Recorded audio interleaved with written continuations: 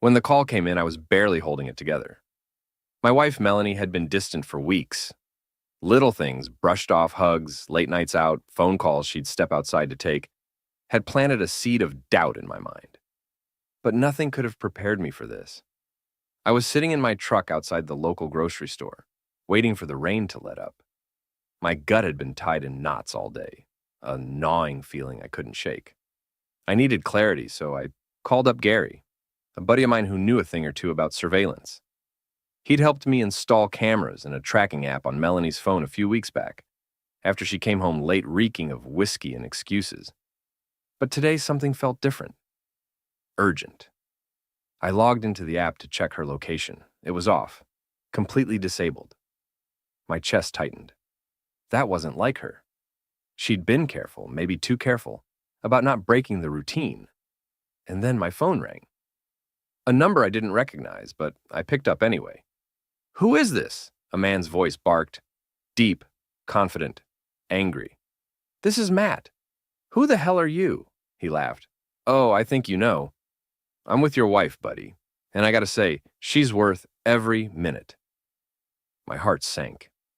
I knew who it was before he said another word. Jason, her boss at the firm. I'd suspected something was going on between them ever since that company retreat last summer, when she came back with a tan and an air of secrecy she couldn't quite shake. "She's right here," Jason added. "In fact, she's pretty busy, but maybe I'll let her say hello. What do you think about that?" I didn't answer. My hands were gripping the steering wheel so hard my knuckles turned white. "You're quiet, Matt. Cat got your tongue?" I took a breath, steadying my voice. "You've got 5 seconds to get your damn hands off my wife. Otherwise, I'm coming over there, and I'll end this quick." Jason laughed again, a long, smug sound that made my blood boil. "Oh, is that so? Well, come and get me, tough guy. If you can find us." His words hung in the air like a challenge, daring me to react. What Jason didn't know was this. I'm not the kind of man to play games, and I'm not one to bluff. I tapped into the GPS coordinates on the hidden tracker I'd placed in Melanie's car weeks earlier. My heart hammered as the screen lit up with a location. A motel on the edge of town. Arrowhead Lodge. Room 14. Of course, she'd lied about working late. I wasn't about to let her walk away from this without answers. It didn't take long to get there. I killed the headlights a block away and approached on foot, rain slicking the pavement and soaking through my jacket. My pulse pounded as I made my way up to the door. There were voices inside, hers and his, laughter, muffled but unmistakable. For a moment, I hesitated. What if I was wrong? What if this was all some misunderstanding? But then I heard Melanie's voice loud and clear. "You're the best, Jason. Matt could never make me feel like this." My vision blurred with rage. I raised my fist and banged on the door, hard enough to rattle the frame. "Open up," I demanded. Silence fell inside. "I know you're in there." A second passed, then another. I heard Jason's voice, low and condescending. "I think you should leave, Matt. We're a little busy." That did it. I kicked the door in with every ounce of strength I had, the lock splintering as the door slammed against the wall. The scene before me hit like a gut punch. Melanie in the bed, her hair a mess, clutching the sheets to cover herself. Jason stood by the window, his shirt half-buttoned, smirking like he owned the world. "You've got a lot of nerve," I growled, stepping inside. "Both of you." Jason shrugged. "Look, man, it's nothing personal. Melanie just deserves someone who knows how to take care of her." My fists clenched, but I held back. Barely. I turned to Melanie, hoping for some shred of explanation, some sign of regret in her eyes. But all I saw was defiance, mixed with something else. Fear? "Matt, please," she stammered. "Let's just talk about this." "Talk?" I spat. "Now you want to talk? After months of lies and sneaking around?" I pointed at Jason. "This is what you've been doing instead of working on us?" Jason chuckled, stepping forward. "All right, big guy, you've made your point. Why don't you run along now before you embarrass yourself anymore?" That was when I lost it. My hand shot out before I even realized what I was doing, grabbing Jason by the collar and slamming him against the wall. He gasped, the smug look wiped clean from his face. "You don't get to talk to me like that," I snarled. "And you sure as hell don't get to ruin my marriage."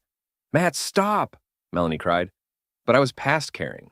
My trust, my heart, everything we'd built was shattered. As I let Jason slump to the floor, I realized something cold and hard. This wasn't just the end of my marriage. It was the end of the man I thought I was. And for Melanie, this was just the beginning.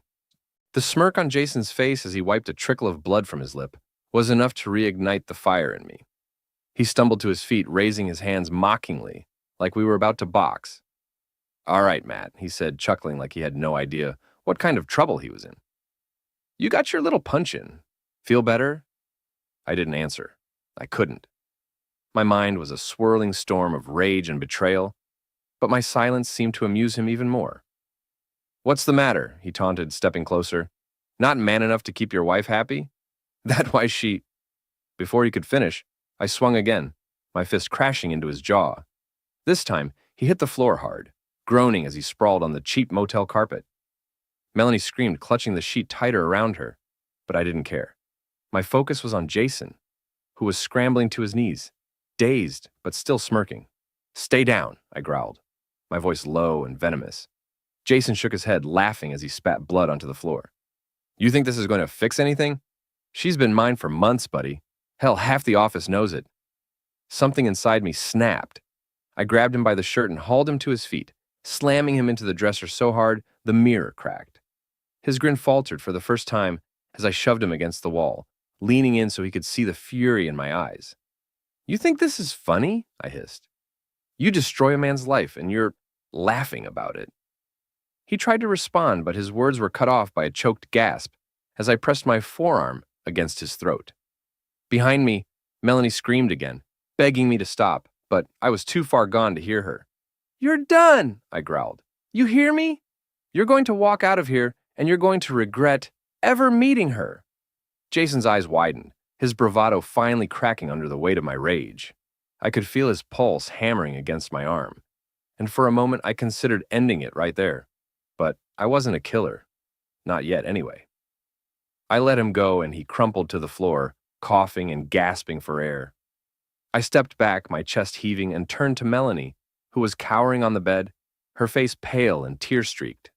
"You," I said, pointing a trembling finger at her. "You don't get to cry. You did this. You lied to me. You tore us apart." "Matt, please," she sobbed. "I didn't mean for this to happen. It was a mistake." I laughed, the sound bitter and hollow. "A mistake? That's what you call this? Months of sneaking around, lying to my face, and sleeping with this piece of garbage? That's not a mistake, Melanie. That's a choice." She didn't have an answer. Instead, she buried her face in her hands, her shoulders shaking with silent sobs. The sight of her, broken and ashamed, might have softened me once, but not anymore. Not after this. Jason, still on the floor, groaned as he pushed himself up, his hand fumbling for his phone on the dresser. "I should call the cops," he muttered. "You're out of control, man." I turned on him so fast he flinched, dropping the phone. "Go ahead," I said, my voice icy. "Call them. Let's see how that plays out for you. You think they'll take your side after I tell them what you've been doing? After I show them the pictures?" His eyes flickered with fear, and I knew I had him. "Yeah," I continued, stepping closer. "That's what I thought." Jason didn't move. He just sat there, staring at me with a mixture of hatred and fear. I wanted to hit him again, to make him feel the pain he'd caused me, but I forced myself to step back. I wasn't going to let him drag me down to his level. Instead, I turned back to Melanie. "Get dressed," I said coldly. "And when you get home, your things will be on the lawn." "Matt, wait!" "No!" I barked, cutting her off. "You don't get to talk. Not to me, not ever again." I left the room without another word, slamming the door behind me. As I walked back to my truck, the rain soaking through my clothes, I felt the weight of everything crashing down on me. My marriage, my trust, my future, it was all gone. But I wasn't done, not by a long shot. Jason and Melanie had taken everything from me, and I was going to make sure they paid for it. As I drove away from the motel, my hands gripped the steering wheel so tight, my knuckles turned white. The rage in my chest wasn't enough to burn away the ache of betrayal. Melanie and Jason thought they'd humiliated me. They thought I'd crawl back to lick my wounds and move on like some beaten dog. They didn't know who they were messing with. By the time I got home, I had a plan. I wasn't going to just get even. I was going to end them. burn their little fantasy world to the ground, and salt the earth so nothing could grow there again. I grabbed a cold beer from the fridge, sat at the dining table, and opened my laptop. It was time to get to work. Step 1. Jason's career ends. Jason had built his image as a charming, untouchable power player at the firm, but I knew there was no shortage of skeletons in his closet. Through Melanie's careless pillow talk over the years, I'd learned enough to know where to dig. Corporate fraud, under-the-table deals, even shady expenses billed to the company. He was a walking HR disaster. I spent hours crafting an anonymous package, emails I knew Melanie had forwarded to herself, and text messages I'd cloned from her phone. They detailed conversations that clearly implicated Jason in misconduct at work. His name was all over inappropriate comments to female colleagues and expense reports that didn't add up. I sent the package directly to his company's legal team and HR director, along with a neat little cover letter about their valued employees' integrity. I wasn't subtle. By the next morning, the fireworks would start. Jason's position as the golden boy of the office was about to evaporate. Step 2. Melanie's reputation gets torched. Melanie had always cared deeply about appearances. She was the type to curate her life like a perfect Instagram grid. Smiling couple selfies, heartfelt captions about love and loyalty, and motivational quotes about marriage. I was about to tear that illusion apart. Using a burner email account, I uploaded photos and text messages I'd collected, proof of her affair, including timestamps showing she was cheating during work hours, and while claiming to be visiting friends. I sent the files to our closest friends, her family, and a few key players in her office. The subject line was simple. The real Melanie, a cheating wife and liar. I wasn't done. I took it one step further and made sure a few anonymous social media accounts accidentally leaked the juiciest bits into public posts. I knew Melanie would see them and scramble to do damage control. But there would be no controlling this avalanche. Step 3. The final blow. Jason thought he was safe in his little world of flashy cars, expensive suits, and his smug superiority. But there's one thing about men like him. They always underestimate the quiet, steady guys like me. I had one last card to play. I hired a private investigator to dig deeper into Jason's life. What came back was better than I could have imagined. Turns out, he wasn't just a cheater. He was also hiding gambling debts that would make a Vegas shark blush. And worse, he was married. Armed with this information, I went nuclear. I sent an anonymous letter to Jason's wife, complete with proof of his affair and his financial recklessness. I even threw in a picture of him with Melanie at the motel. That was all it took. Within days, Jason's life began to unravel. His marriage, his finances, his career, all of it collapsing like a house of cards. The fallout. By the end of the week, Jason was fired. His name had been scrubbed from the company's website, and whispers of legal action were already making the rounds. Melanie's family had disowned her, ashamed of the public humiliation she'd brought upon them. Her boss reassigned her to a dead-end position with no upward mobility. Her social media accounts were flooded with nasty comments, and her reputation was ruined. I filed for divorce that same week, citing adultery. The evidence I'd collected ensured the proceedings would go my way. Melanie wouldn't get a cent more than what she was legally entitled to, and even that, I made sure, would be a pittance. The cherry on top? I sold the house. I'd already spoken with a realtor, and within weeks, the home where Melanie had betrayed me was gone, replaced by a fat check in my account. I didn't need it anymore. I took the money and bought a one-way ticket to Hawaii. Epilogue. Sitting on a beach with the sun on my face and a cold drink in my hand, I finally felt the weight lift from my chest. They had taken everything from me, but I'd taken it all back and then some. Melanie and Jason were nothing but distant memories now, their lives in shambles while I had a fresh start. Revenge, as they say, is a dish best served cold, and I'd savored every bite. Revenge for the wife's family. Melanie's family had always been condescending toward me. Her parents were the type who'd flaunt their wealth at every opportunity, holding their noses high as if I wasn't good enough for their daughter. Even when Melanie and I were happy, they found ways to belittle me. My job, my hobbies, even the way I dressed. Her father once called me blue-collar trash at a family dinner, thinking I wouldn't hear him. Well, now it was time for them to understand the cost of standing on the wrong side of me. Step 1. The finances. Melanie's father, Charles, had built his local empire through questionable means, connections, bribes, and cutting corners on safety regulations for his real estate developments. I knew this because Melanie loved to brag about her father's business genius, while I quietly listened and took mental notes. Using the PI I had hired, I started collecting dirt on Charles. It didn't take long for me to find his Achilles heel. A few of his projects had bypassed proper permits, thanks to some under-the-table payments to inspectors. Even better, one of his developments, a shopping complex still under construction, had severe structural issues that Charles was hiding to avoid costly repairs. I contacted a local journalist, known for taking down corrupt businessmen.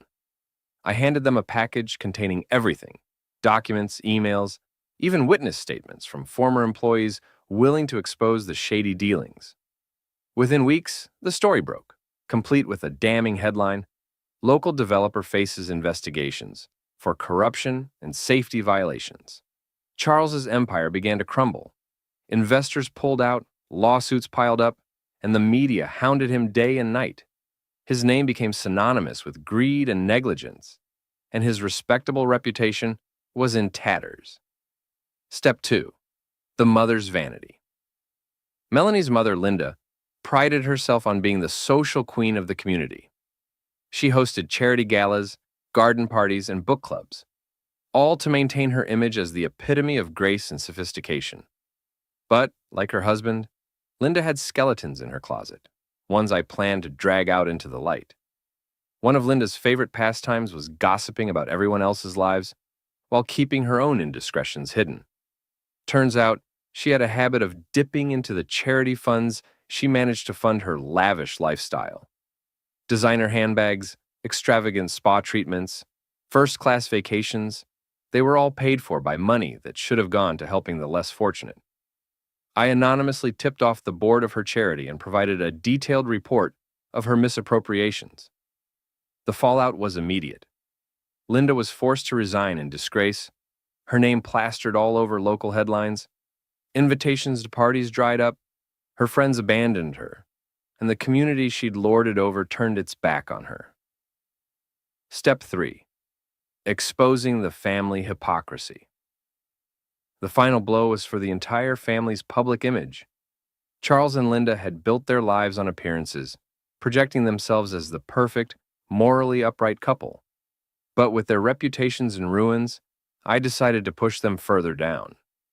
Using some of the footage and messages I had collected during Melanie's affair, I crafted a narrative about the family's true values.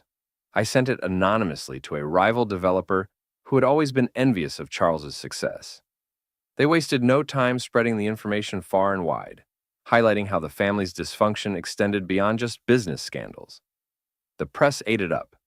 Scandalous affair exposes the cracks in prominent family's facade. Charles, Linda, and Melanie became the laughingstock of the town. People whispered about them at every cafe, every grocery store, and every neighborhood event. Their perfect image was shattered, replaced by one of scandal, greed, and hypocrisy. The fallout. Within months, Charles declared bankruptcy. His assets were seized, his developments sold off at a fraction of their value, and his name blacklisted in the industry. Linda became a pariah in the social circles she once ruled, her reputation irreparably damaged. Melanie, of course, was left without her parents' support. Her cushy safety net was gone, leaving her to fend for herself in a world where she was now a public disgrace. My parting gift. Before I left town for good, I mailed a single postcard to their crumbling mansion. It had no return address, no signature, just 5 simple words: "You reap what you sow." I heard later from a mutual friend that Charles had collapsed in a fit of rage after receiving it. Linda cried for days. Melanie refused to speak about it, but I imagine she knew exactly who sent it. Sitting in my new beachfront home in Hawaii, I couldn't help but smile. Justice wasn't just served, it was a feast. The family who had looked down on me for years now had to look up from the hole they'd dug for themselves. The final chapter: closure and freedom. Months passed, and with every passing day, I felt lighter. Revenge was never the goal. It was the byproduct of justice, a way to make them feel the weight of the pain they had caused. But what truly mattered was what came after: rebuilding my life, my new beginning. I relocated to a quiet coastal town, far from the wreckage of my old life. With the money from the sale of the house and my newfound freedom, I bought a modest beachfront property. The mornings were peaceful, watching the waves roll in while sipping coffee on my porch. The world felt different, slower, kinder. For the first time in years, I wasn't defined by someone else's betrayal. I spent time reflecting, not just on what had happened, but on who I had become. Melanie's infidelity and her family's disdain had shaped me, but they no longer defined me. I was free. The fallout in my rearview word about Melanie and her family occasionally trickled back to me through mutual acquaintances. Melanie had moved in with a friend, struggling to find work after being ostracized both socially and professionally. Jason, his wife divorced him, taking everything in the settlement. He'd relocated to a dingy apartment in another city, rumored to be working odd jobs to scrape by. As for Charles and Linda, their names were mud. Charles had been blackballed from the real estate industry, while Linda couldn't show her face at a single social event without enduring whispers and side-eyes. Their mansion, once a symbol of their status, had been foreclosed. They were renting a modest home in a neighborhood far beneath their former glory. They were living in the ruins of their own choices. The unexpected message. One evening, as I watched the sunset paint the horizon in golds and purples, my phone buzzed with a message. It was from an unknown number. I almost ignored it, but curiosity got the better of me. "Matt, it's Melanie. I know I'm the last person you want to hear from, but I need to say this. I'm sorry. For everything. I was selfish, and I destroyed the best thing I ever had. I don't expect forgiveness, but I needed you to know that." I stared at the message for a long time, my emotions surprisingly calm. There was no satisfaction in her apology, no surge of anger or vindication. Just peace. I didn't reply. Some things are better left unsaid. The lesson learned revenge had given me closure, but it wasn't the answer to everything. What truly healed me was walking away from the life that had broken me, letting go of the resentment and bitterness, and allowing myself to focus on what lay ahead instead of what was behind. Life, I realized, is too short to carry the weight of other people's betrayals. Justice was important. It always is. But what comes after matters more. And for me, that meant living a life that wasn't defined by anyone else's actions. The last word. One night, under the stars, I wrote a simple journal entry. It wasn't for anyone else, just me. A reminder of what I'd been through and where I was going. They broke me, but I rebuilt. They tried to bury me, but I grew. This isn't a story about revenge. It's a story about survival, about learning that the best way to win is to live a life so full of joy, so rich in peace, that their shadows can't touch you. I have survived. I have thrived. And I am free. As I closed the journal and let the sound of the ocean fill the quiet, I knew my story was finally over. Not because of the revenge, but because I had reclaimed myself. And that was the ultimate victory.